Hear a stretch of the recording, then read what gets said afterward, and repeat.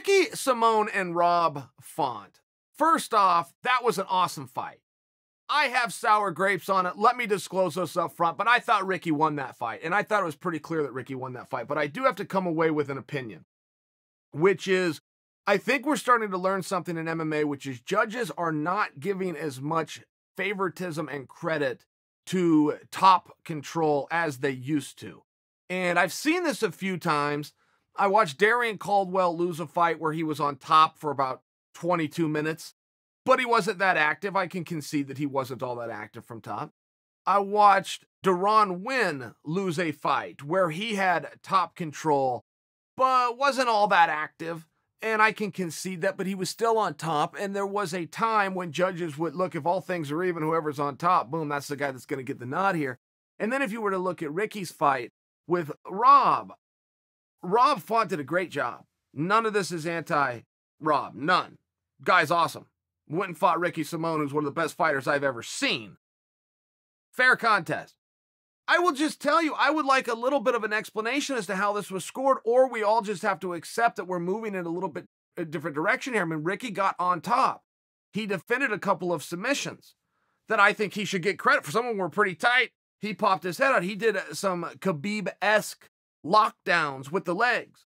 I mean, he wasn't on top laying there. He was working. He was just working on grappling. He had advanced some submissions. He did some ground and pound. If he could have been busier, I acknowledge that would have seen something, but he wasn't a guy that was laying there. He was entangling the feet. He was passing guard. He was defending and protecting himself, and he was slipping some strikes in. And I guess if you're a Team Ricky guy, okay, we needed a few more strikes. I get that. But I just think if you look at that fight, I know the crowd didn't agree with it. I know I personally didn't agree with it. I'm not looking to revisit that, though. That's not what this video is. What I'm saying is perhaps we're being told a lesson from the judges. Perhaps the judges are letting us know, look, we're starting to stare at this top position and look at it a little bit differently than we used to. And I don't know that they're recognizing some of the grappling that's going on and that the top guy who's in control and the bottom guy that doesn't want to be there. I mean, under the old school way to look at things, that's top guy's moments. It appears that there's a new way that a lot of judges are viewing it. I don't have any kind of a gripe with that. It's just an observation. And if you watched the Simone Font fight, regardless of the outcome or how you thought it would be, but if you were to juxtapose that with the Deron Winn fight, with Horiguchi, his victory, I do think that perhaps with some of the judges, it's going a little bit different direction. If you want to be the guy on top, you need to really be active there. I think that that's some of the lesson. And when Daniel Cormier was calling that fight, he a lot of times was talking about the head position. And in a grappling situation, whoever's head is higher is winning.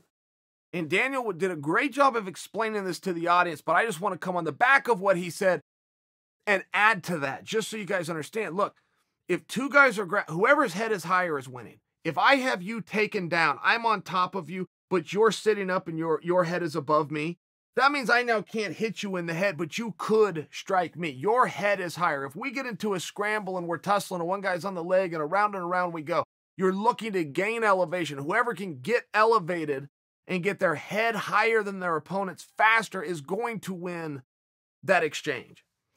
And I think even following that rule, if you go and look at it, Ricky Simone had his head above Rob Font's, which means Ricky was in control. But the judges didn't see it that way, and that isn't the first time in recent memory that they haven't. So instead of griping, and I know this sounds a little bit like a gripe piece, but come on, be fair here. This is my teammate, right?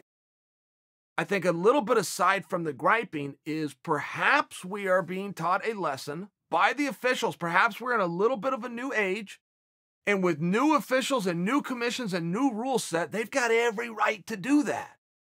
I don't think it's incumbent on them. I think it's incumbent on us, the audience, and the athletes to be observers of this, and perhaps that's the direction that we're now headed.